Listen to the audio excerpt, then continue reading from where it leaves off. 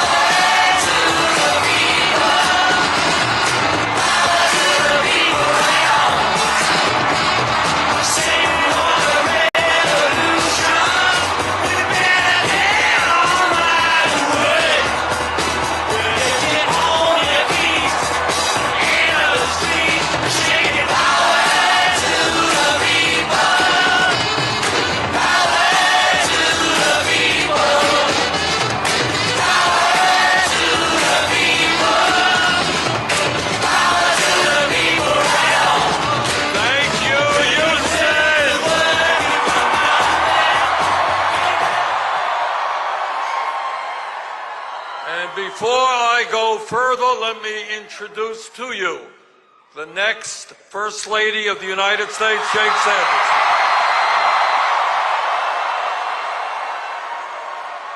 Well, this is an extraordinary turnout, and thank you all very much for being here. Let me thank Sakamami for the music. Let me thank Sarah Greenberg for her environmental work. Let me thank Andrea Molina for her work. Let me thank Farouk Shamsi. And let me thank Hendrik Sampson for his strong remarks.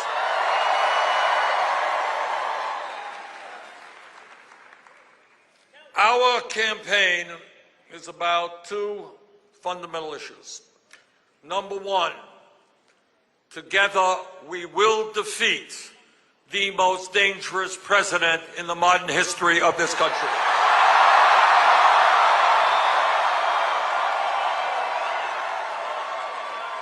You know, we have won the popular vote in Iowa.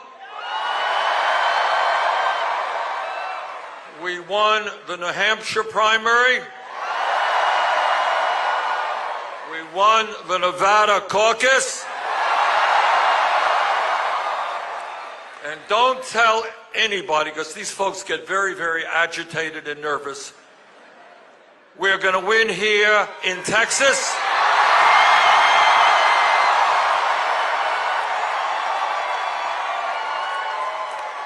And in November, we're going to defeat Trump here in Texas.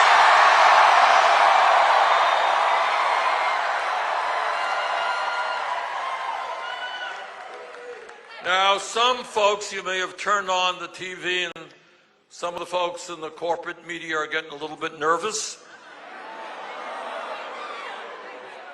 And they say, you know, Bernie can't beat Trump. So let's look at some of the polls out today, which, by the way, are not inconsistent with many, many other polls. Nothing special. General election, CBS, Sanders, 47, Trump 44.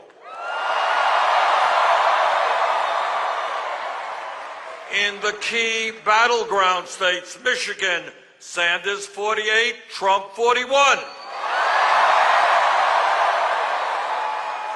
In Wisconsin, Sanders 46, Trump 44. In Pennsylvania, Sanders 47, Trump 45.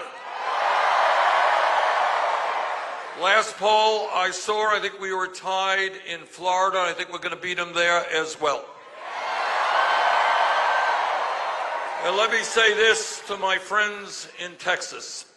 This state, maybe more than any other state, has the possibility of transforming this country.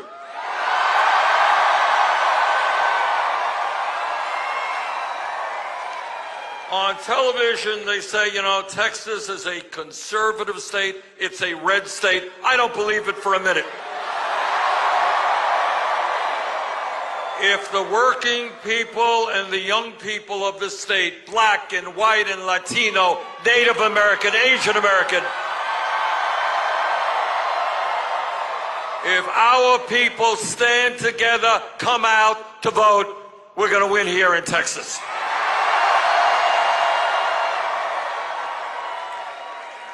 And the reason we are going to defeat Trump is that Americans, regardless of their political views, are sick and tired of a president who lies all the time.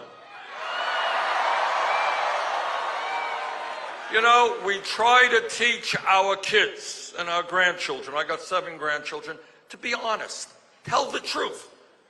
And all over this country, whether you're conservative, progressive, whatever you may be, you are sick and tired of a president who lies every single day. We tell our kids to be honest. We tell our kids to do the right thing, and yet we have a president who is running a corrupt administration. We tell our kids to treat other people with respect, and yet we have a president who is a bully, who is a vindictive person who can't even get along with the people that he appoints. We have veterans in Texas and in Vermont who have put their lives on the line. Thank you, veterans. Put their lives on the line to defend American democracy and our Constitution. And yet we have a president who is undermining democracy, who calls the media enemies of the people, who has contempt for Congress, contempt for the judiciary. And no matter what your political view may be, we do not want a president who disrespects American democracy. We got a president who is a fraud. When he ran for president, he came here to Texas in 2016. He said, I, as president, we're going to provide health care to everybody. He lied. He tried to throw 32 million people off the health care that they have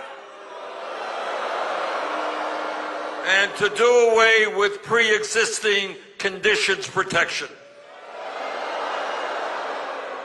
Trump said that his tax plan would not benefit the rich. He lied. 83% of the benefits over 10 years goes to the top 1%.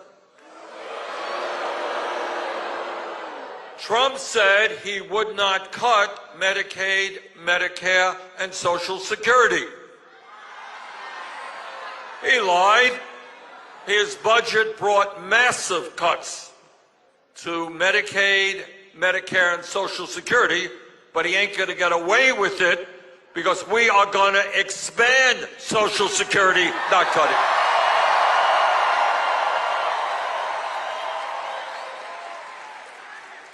Trump every day is busy demonizing the undocumented. Oh, he just hates the undocumented. But when he was a private businessman, he loved the undocumented. He hired hundreds of them in his resorts so that he could exploit them and pay them low wages. Trump tells us he hates outsourcing of good jobs. He wants corporations to invest in America. But as a private businessman, he had his factories in India, China, Turkey, Bangladesh, and Mexico. We are going to defeat Donald Trump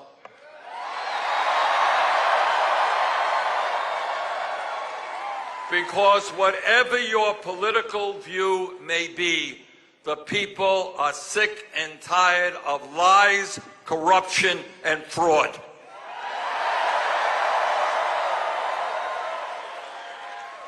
Donald Trump says the economy is booming. Really?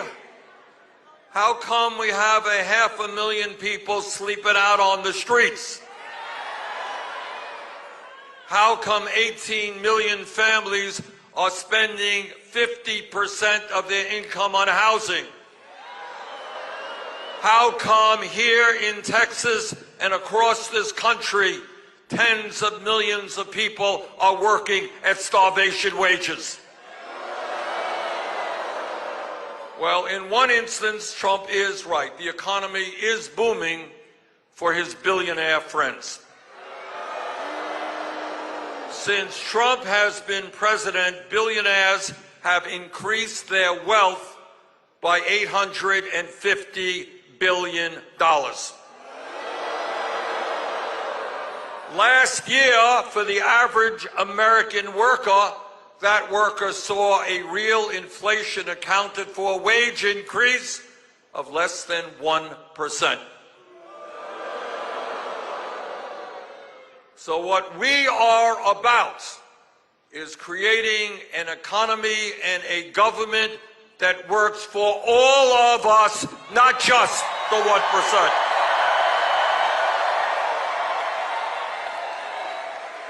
We are about ending a corrupt political system. We are tired of billionaires buying elections. We believe that democracy means one person, one vote, not people like Mr. Bloomberg spending hundreds of millions of dollars. Now, Michael Bloomberg, like anybody else in America, has the right to run for president, but he does not have the right to buy the presidency. And that is why we will overturn Citizens United.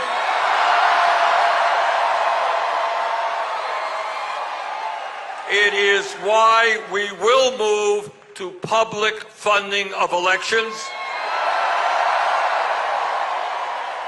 It is why we will end voter suppression throughout this country. We believe in democracy. We want America to have the highest voter turnout rate of any major country, not one of the lowest.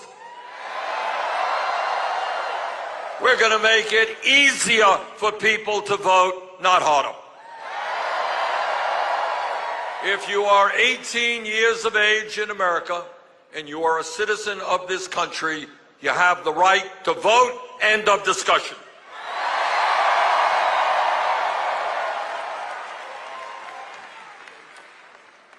And in America, we believe that whether you live in Texas or Vermont or any place else, if you work 40 hours a week, you should not live in poverty. I am very tired of talking to workers here in Texas and all across this country. Good people, working hard, but they're making 10, 11, 12 bucks an hour. You cannot raise a family on 10, 12 bucks an hour. And that is why we are going to raise the federal minimum wage to $15 an hour.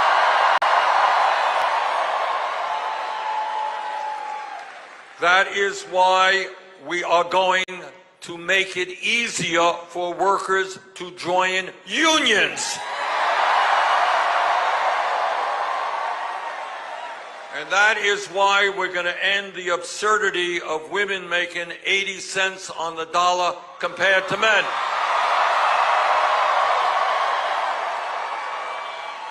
We believe in equal pay for equal work. And that is why we are going to rebuild our crumbling infrastructure, our roads and our bridges, our water systems, our wastewater plants. That is why we are going to build up to 10 million units of affordable and low-income housing. And when we do that, we put people to work at good-paying union jobs.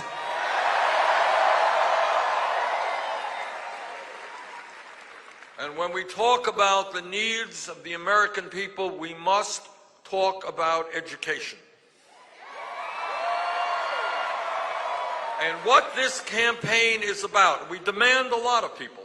What this campaign is about is asking you to think outside of the box, to think outside of what's on TV or what Congress has to say. Ask yourselves some very simple questions.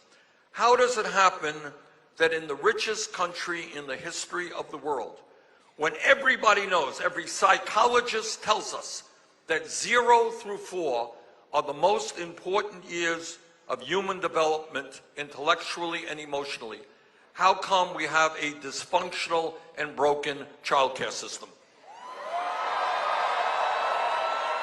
Think about it.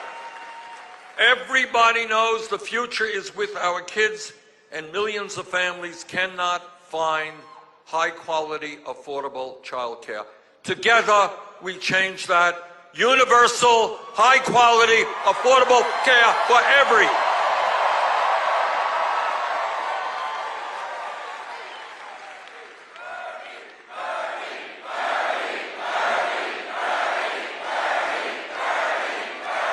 Okay. What about, talk about education? All of you know that the quality of education in America, to a large degree, depends upon the zip code in which you live. Right? You live in a wealthy community, there's a property tax base, often there are very good schools. You live in a low-income community, not a whole lot of tax base, schools are not so good. What we are going to do is triple funding for low-income Title I schools.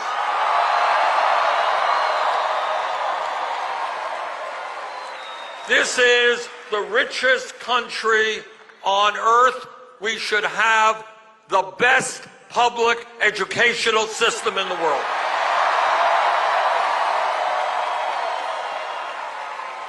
And because we believe in education, we believe in educators, teachers.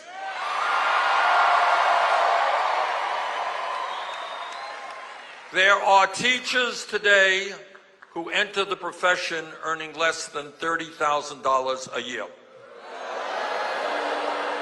There are teachers who are forced to take money out of their own pockets to buy school supplies for their kids. There are teachers who have taught for 10, 20 years, great teachers, experienced teachers, who are now leaving the profession because they can't make a living or they're working 2 or 3 jobs. And that is why we believe that every teacher in America should earn at least $60,000 a year. And I say to the young people who are here, and maybe they're not so young, we need great teachers in America. We desperately need more African American teachers. We need more Latino teachers. There is no profession more important. So I hope some of you will give serious thought to doing some of the most important work facing our country. And when When we talk about education, common sense dictates that in a competitive global economy, an economy with rapidly changing technology, we need to have the best educated workforce in the world. And that is why I believe that all Americans, regardless of their income, have the right to get a higher education.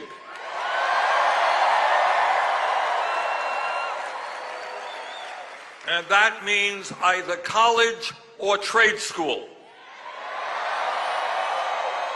As we rebuild our infrastructure, we're going to need all kinds of great tradespeople, men and women who are good with their hands.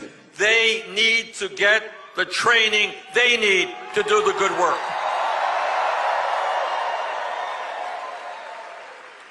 You know, about 12 years ago, against my vote, Congress voted to bail out the crooks on Wall Street who nearly destroyed our economy. 2 years ago, Trump and his friends gave $1 trillion in tax breaks to the top 1% and large corporations, so that you have the absurd situation that last year, Amazon, which made $11 billion in profit, owned by the wealthiest guy in America, did not pay a nickel in federal taxes. Well, if we could bail out Wall Street and give huge tax breaks to billionaires, we can cancel all student debt in America.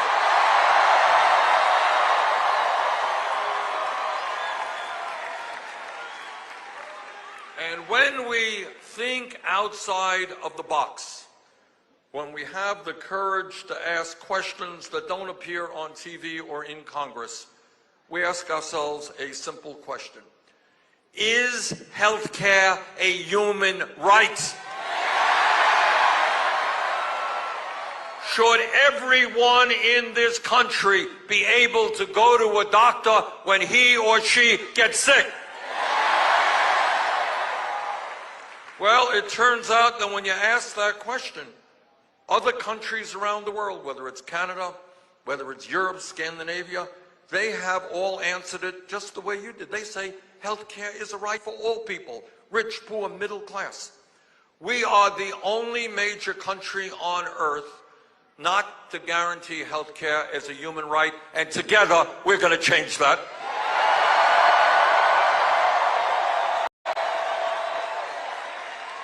And meanwhile, we end up spending, and I want everybody to hear this, we end up spending twice as much per person. We're spending $11,000 for every man, woman, and child in this country on health care.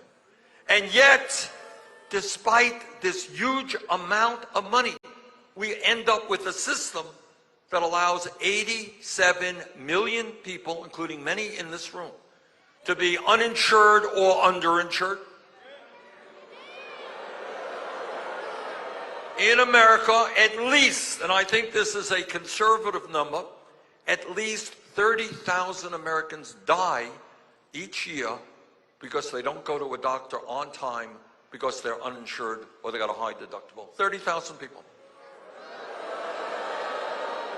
Because of the greed and corruption of the pharmaceutical industry, which engages in price fixing, we pay the highest prices in the world for prescription drugs. In some cases, my friends, we are paying 10 times more for the same exact medicine sold in Canada or in Mexico. And unbelievably, when you want to talk about the cruelty of the system, some 500,000 people go bankrupt every single year because of medically related debt. Now I want you to think about that for a second. Think about what it means from a human perspective. Somebody walks into the doctor's office, they're sick. The doctor says, I have bad news for you. You have cancer and you're going to have to undergo very significant treatment. Well, when you have cancer, when you have serious heart disease, when you got Alzheimer's, you are fighting for your life. The last thing you should have to worry about is whether your family is going to suffer financial ruin because you were sick.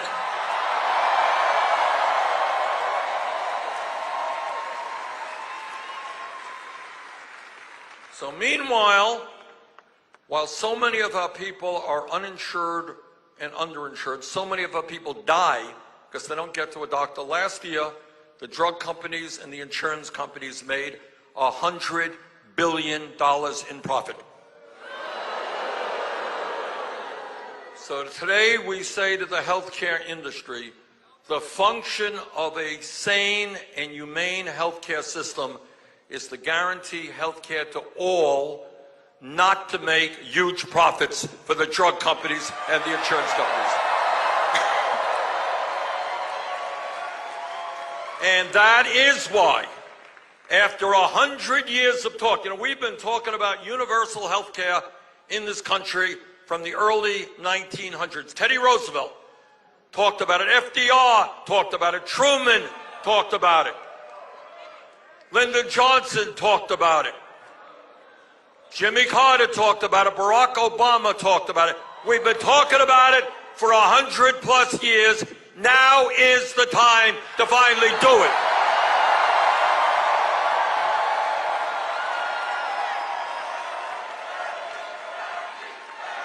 And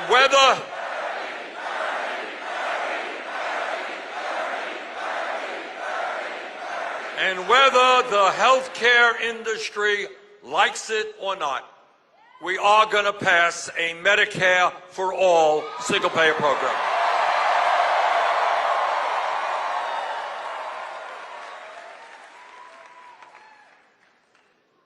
As Americans, as serious people, we cannot avoid the major crises facing our country and the world. It is very easy for a politician to avoid some difficult issues. People do that every single day.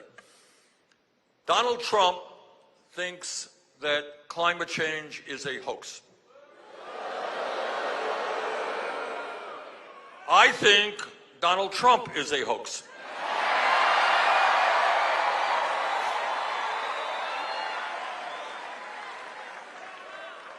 And let me just say this.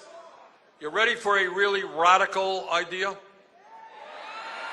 I don't want people up here collapsing in a state of shock. Here it comes. You ready? Our administration will believe in science.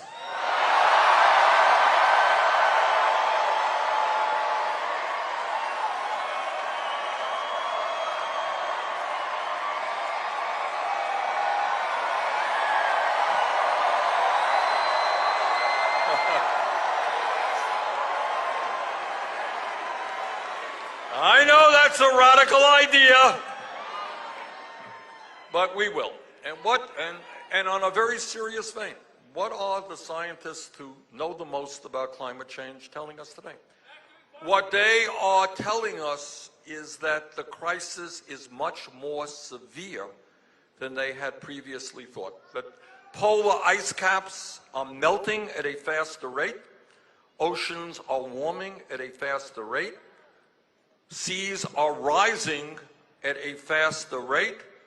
Drought is impacting the planet in a faster rate. All you got to do is turn on the TV and see the beautiful country of Australia burning right in front of our eyes. You know what happened in California.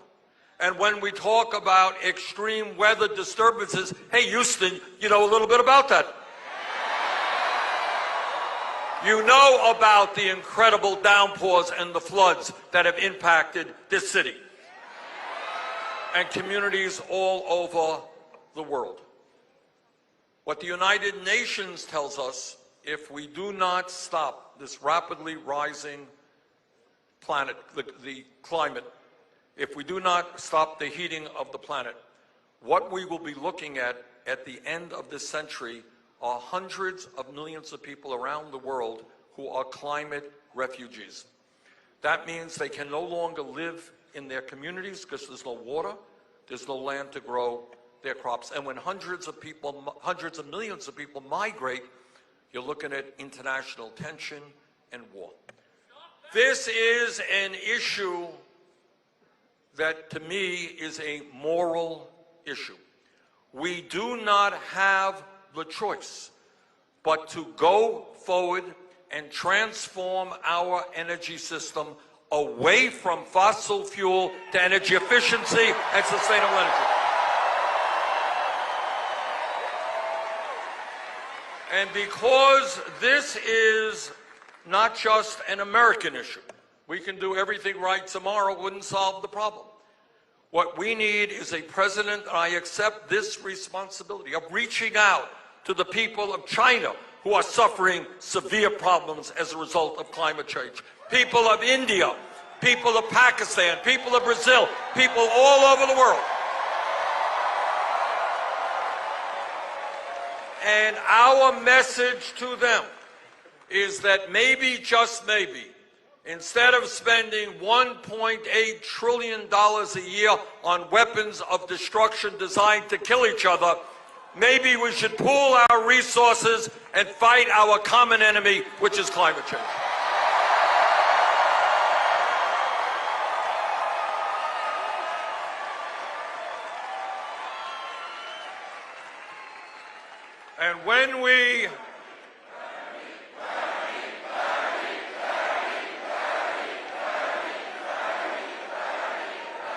And when we look at some of the major crises facing our people, it is absolutely imperative that we bring fundamental reform to a broken and racist criminal justice system.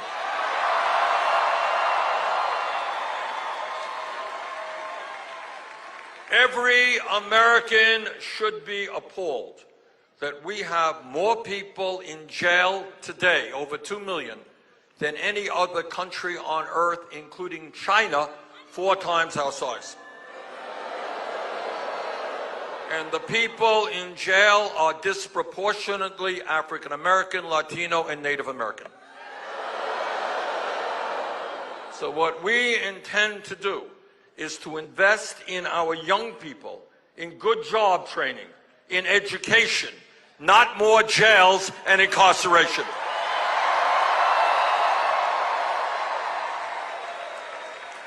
Today in America, right now as we speak, there are 400,000 people in jail who have not been convicted of anything. They were arrested, they were charged with a crime, but they're in jail because they cannot afford the $500 or $1,000 in bail that they need. In the year 2020, we don't need debtors' prisons in America. We're going to end cash bail. We are going to end private prisons and detention centers. Corporations should not be making huge profits by locking up fellow Americans. And brothers and sisters, we are going to end the war on drugs.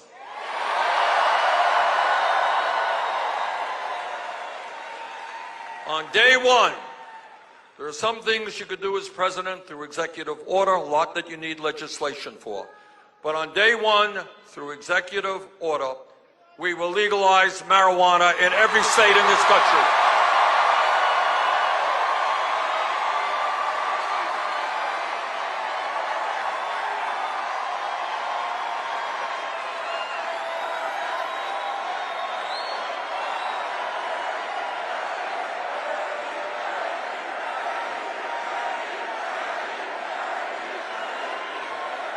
And let me ask you guys a question. How many people here know of someone who was arrested for possession of marijuana?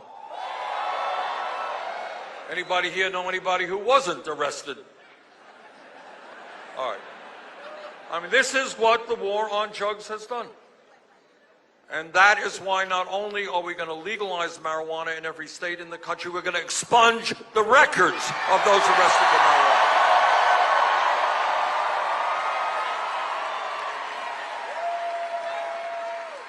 And when we talk about justice and when we talk about decency, we must also understand that we have an immigration system today that is also racist and is also broken.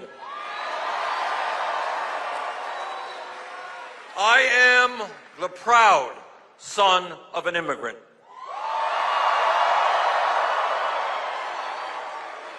My father came to this country from Poland at the age of 17.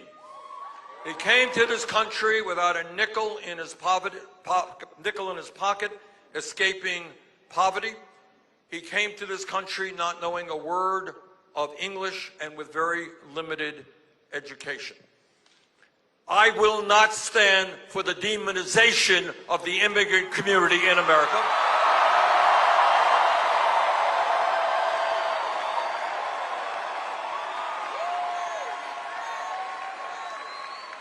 On day one, we will repeal all of Trump's racist immigration executive orders.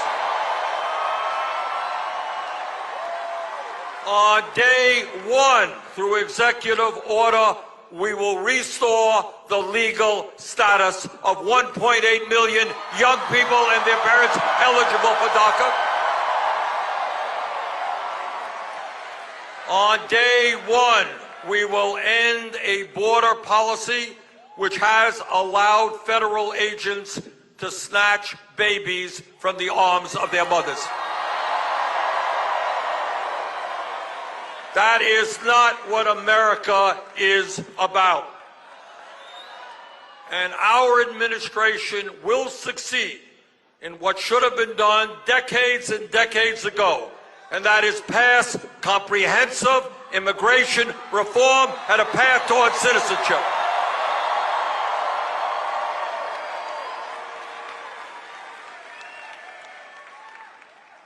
All over this country, and I know here in Texas, there is great concern about gun violence and mass killings. I don't have to, you all are more familiar than I with the horror that took place in El Paso. And here is my promise to you. My promise is that our gun policy will be written by the American people, not the NRA.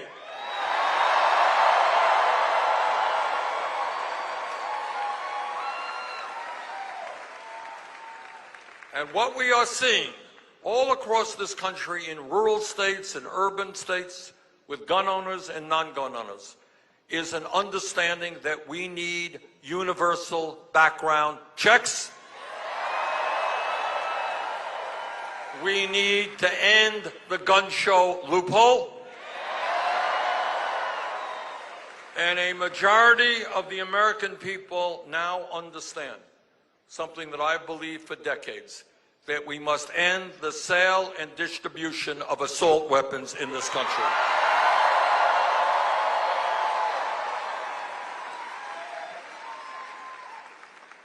As the United States Senator, I hear a lot of speeches on the floor of the Senate from conservative Republicans,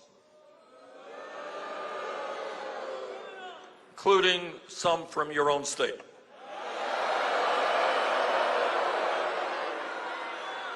And these Republicans tell us that they believe in small government, they believe in getting the government off the backs of the American people. That's their mantra.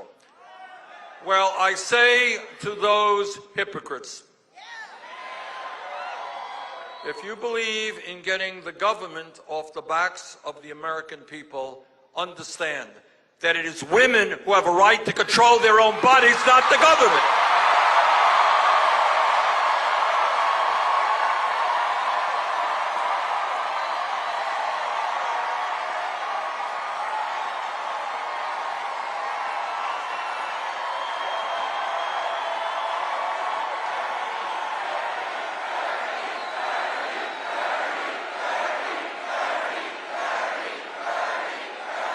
That is why I promise you that no one that I nominate to the Supreme Court or the federal bench, nobody will be nominated unless that man or woman is 100% in favor of Roe v. Wade.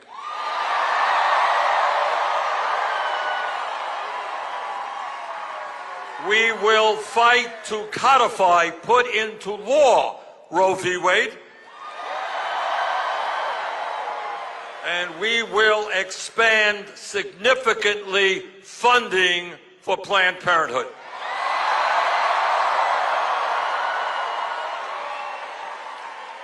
Bottom line here, it is women who control their bodies, not the government.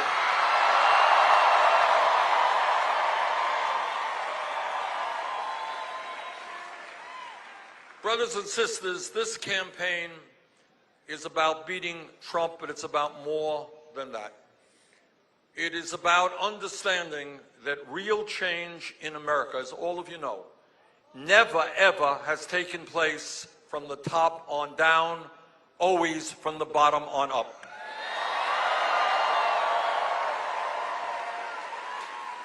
If you study history, you know that that is the story of the labor movement in this country. It is the story of the civil rights movement in this country. It is the story of the women's movement in this country. It is the story of the gay rights movement in this country. It is the story of the environmental movement. Because right now, in terms of the environment, you got young people in the Sunrise Movement here, and we're proud to have their support in this campaign. And all over the world, you got young people by the millions who are coming together and saying to the leaders of their government, we demand the right to live in a planet that is healthy and habitable.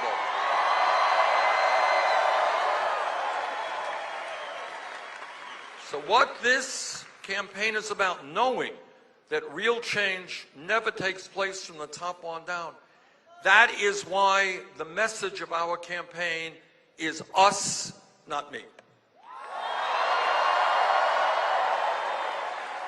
It is us, not me, because we have got to understand, that we do understand, that we are in this together. There is no family in America. No family. You think you're alone? You're not. There's no family in America that does not have its share of problems. Trust me. All right? You think you're the only family? You're not. Every family has a problem. And what America must be is an understanding that my family has got to care about your family. Your family has got to care about my family. And that as human beings, we share a common humanity, that we are in this together. And the other part of us, not me, is a very significant political statement, which you don't see on TV or in the papers. And that is, many of us understand that in order to bring about real change, we have got to take on the greed and corruption of Wall Street. We have got to take on the drug companies and the insurance companies. We have got to take on the fossil fuel industry. We have got to take on the military-industrial complex. We have got to take on the prison-industrial complex. As a matter of fact, we've got to take on the whole damn 1%.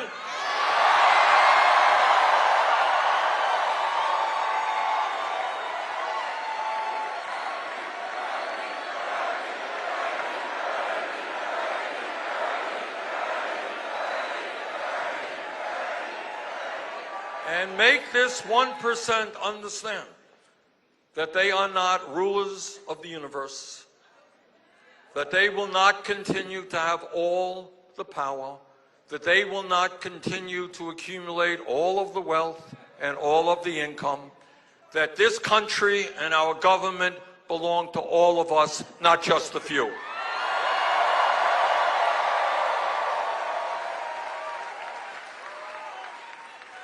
Now, Trump and his friends think that they're going to win the election by dividing our people up. They're going to try to divide us up based on the color of our skin, where we were born, what our religion is, what our sexual orientation may be. But we got news for Trump. That strategy will not succeed because we are doing exactly the opposite. We're going to bring our people together.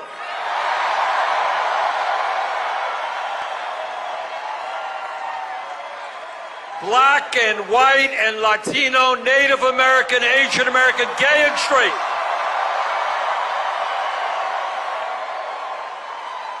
We are going to stand together and create a government that works for all of us. A week from this coming Tuesday, going to be a very important primary here in Texas. And in many ways, as I said earlier, Texas is a very interesting state politically because many of the pundits and the geniuses out there think that this is a conservative state. I don't believe that for a moment.